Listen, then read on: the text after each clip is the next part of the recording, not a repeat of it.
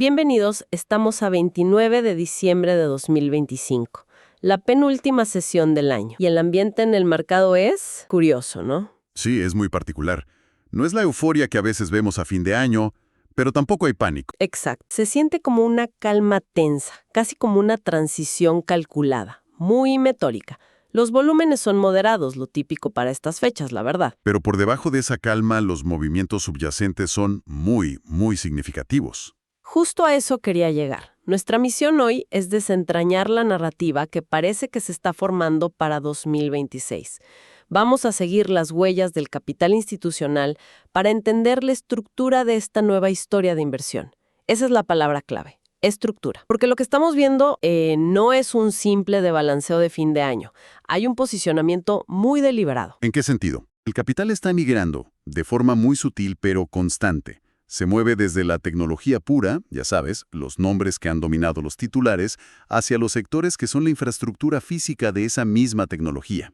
De lo etéreo a lo tangible, tal cual. Y creo que podemos analizarlo a través de 3 pilares que están recibiendo ese flujo. Primero, la infraestructura digital. Segundo, los metales básicos para la transición energética.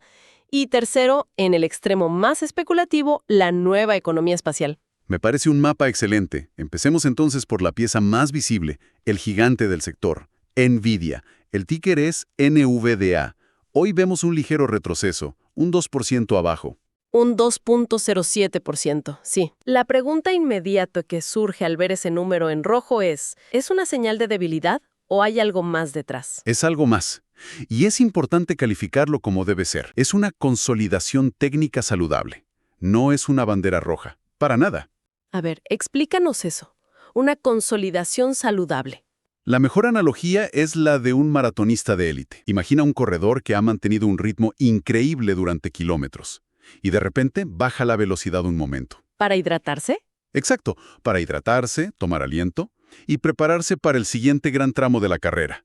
Eso es lo que está haciendo la acción de NVIDIA ahora mismo. O sea que, para quien mira el gráfico y ve el rojo, el mensaje es calma, esto es parte del proceso, no es que la fiesta se acabó. Precisamente. De hecho, era un movimiento necesario.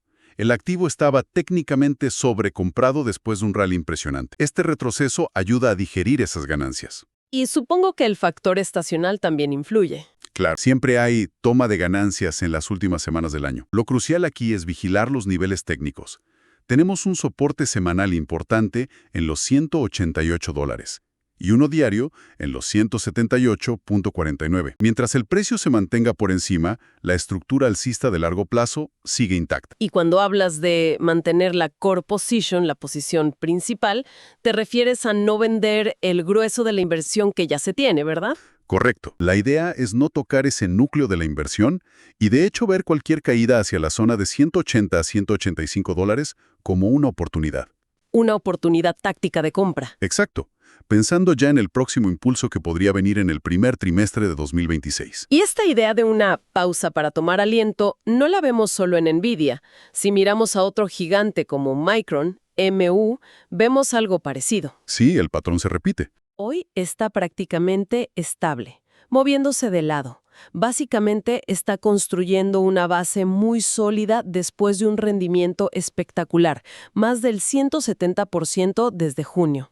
Lo que refuerza la idea es una pausa estratégica de todo el sector, no el final de su ciclo. La consolidación de los líderes es de hecho una señal de un mercado sano. Prepara el terreno para lo que viene.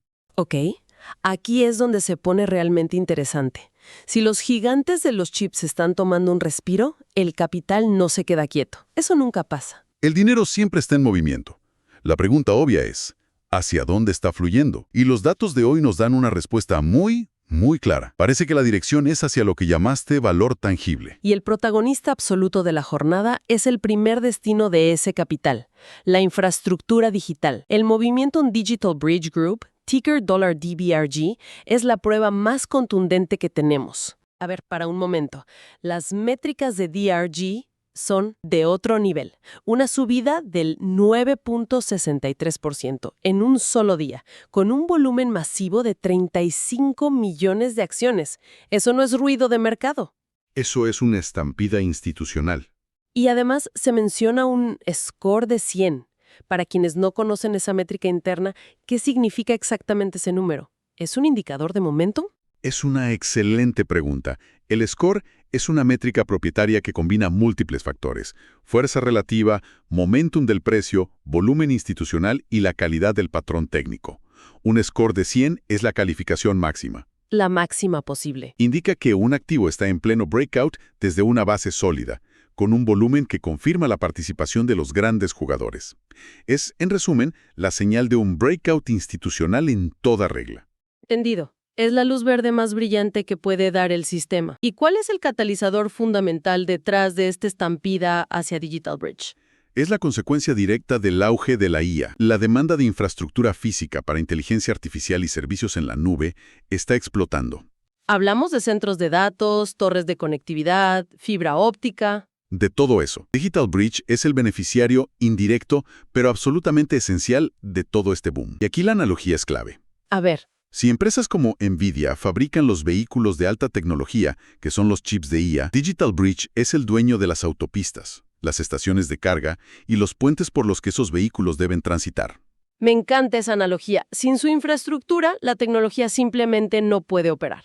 No puede, eso sí de simple. Es increíble porque una piensa en la IA como algo etéreo, mágico, que vive en la nube, pero al final del día depende de ladrillos, cemento, acero y cables.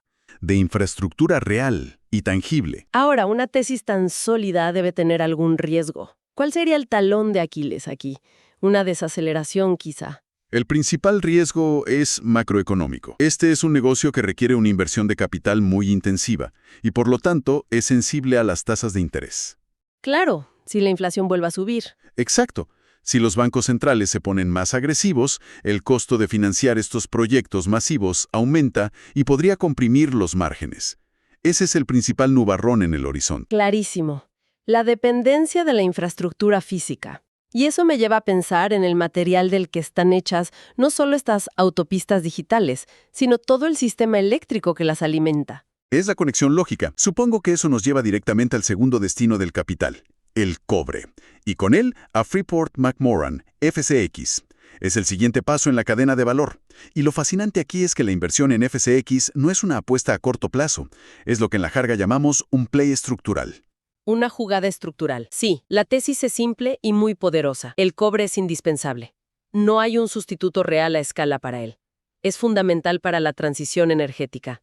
Vehículos eléctricos, paneles solares, redes eléctricas. Todo eso. Y además es la base de toda la electrónica moderna. Si seguimos con las analogías, ¿cuál sería el papel del cobre en esta nueva economía? A ver, si la IA es el cerebro y la infraestructura digital son las autopistas, El cobre es... el cobre es el sistema nervioso. Es el metal que transmite la energía y los datos. Sin él, el cerebro no se comunica, las autopistas no tienen luz y los vehículos no se recargan. Es el conector universal de esta revolución. Entiendo la tesis a largo plazo. Es muy potente. Pero si miramos el gráfico de hoy, FCX cae un 3.21%. Para alguien que recién escucha esta idea, no podría parecer que el mercado está contradiciendo la narrativa. Justo hoy. Es una observación válida, pero hay que ponerla en contexto. Esa caída viene después de un alza muy fuerte. Es una toma de ganancias normal y, desde una perspectiva técnica, es hasta saludable. O sea, otra vez la idea de la pausa para tomar aliento. Exactamente. De hecho, para quien busca entrar en esta tesis estructural, una caída hacia la zona de soporte entre 48 y 50 dólares se considera una oportunidad de compra, no una señal de venta. Es ruido de corto plazo dentro de una tendencia de largo plazo. Entonces, ya tenemos una rotación clara. El capital hace una pausa en los fabricantes de cerebros para posicionarse en los constructores de autopistas y en los proveedores del sistema nervioso. Pero en toda narrativa de mercado siempre hay un componente de frontera, de especulación sobre lo que vendrá. Siempre. Es ahí donde entra la tercera pieza, la nueva economía espacial. Exactamente. Este es el componente más disruptivo y, por ende, de mayor riesgo de la tesis.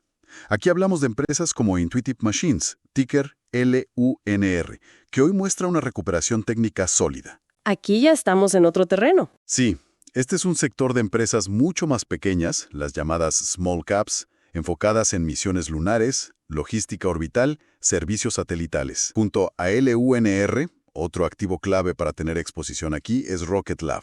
RKLB. La mentalidad de inversión tiene que ser completamente diferente. Claramente, esto es una apuesta mucho más largo plazo y con un perfil de riesgo distinto.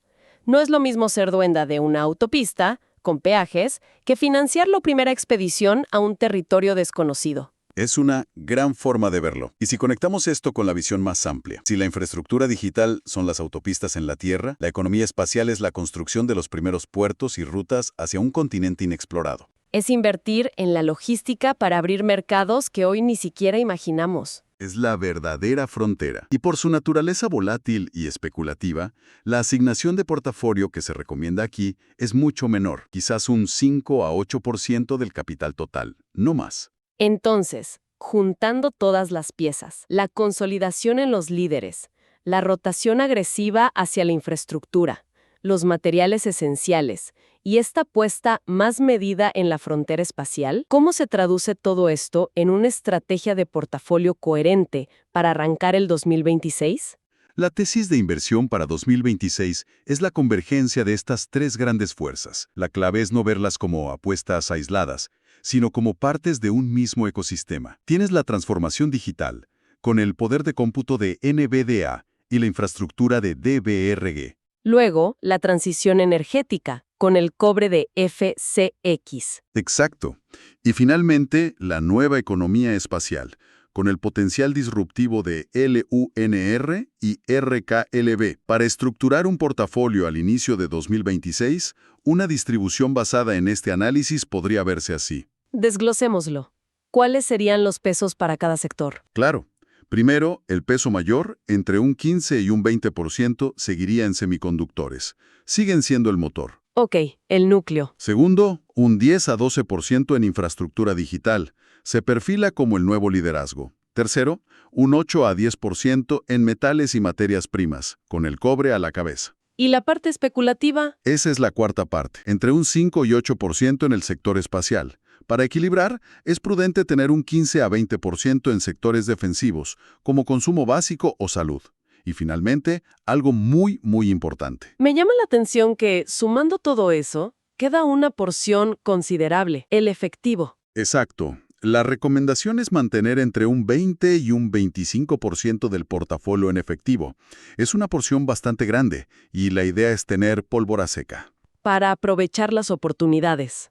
Se anticipan correcciones de mercado en el primer trimestre, y ese efectivo es la herramienta clave para poder aprovechar las oportunidades que sin duda surgirán a precios más atractivos. Y supongo que la gestión de riesgo es la otra mitad de la ecuación. No es solo qué comprar, sino saber cuándo una idea ya no es válida. Absolutamente. La gestión de riesgo es previa a la entrada. Para cada uno de estos activos se deben tener claros los niveles de stop técnicos. Los puntos donde la tesis se invalida. ¿Correcto? Para DRG, por ejemplo, el soporte clave está en $13.45. Para NVDA, en 178.49.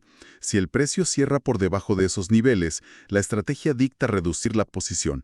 Además, es crucial el dimensionamiento de la posición. El riesgo se gestiona antes de apretar el botón de compra. La conclusión parece clara. El mercado, en estos últimos días de 2025, está mostrando una madurez estratégica sorprendente. La narrativa para 2026 no se centra solo en el crecimiento abstracto del software, sino en los activos tangibles y la infraestructura física que hacen posible ese crecimiento. El tema central es la interconexión. Totalmente. El software no funciona sin el chip. El chip no funciona sin el centro de datos. Y el centro de datos no funciona sin la electricidad que fluye a través del cobre. Has capturado la esencia perfectamente. Y eso nos deja con un pensamiento final para la reflexión. Mientras gran parte del mercado se enfoca en la inteligencia artificial, la rotación de capital que vemos sugiere que la verdadera oportunidad en 2026 podría estar en la infraestructura real que la sostiene. Interesante. Esto plantea una pregunta importante para el próximo año. La cuestión no es solo qué software ganará la carrera, sino quién es el dueño del hardware y de los cimientos físicos sobre los que se construirá el futuro, un punto fundamental para cerrar. Este análisis es parte de nuestro compromiso por democratizar el conocimiento financiero. Si este contenido aporta valor, una forma de apoyar la misión es con un me gusta, compartiéndolo y suscribiéndose. Gracias a este apoyo, hemos entregado gratuitamente más de 15.200 horas de estudios y continuamos creciendo, agregando cada mes más de 250 gigabytes de material audiovisual y 100 horas de seminarios y reuniones de negocio para extender estos estudios a personas sin formación financiera.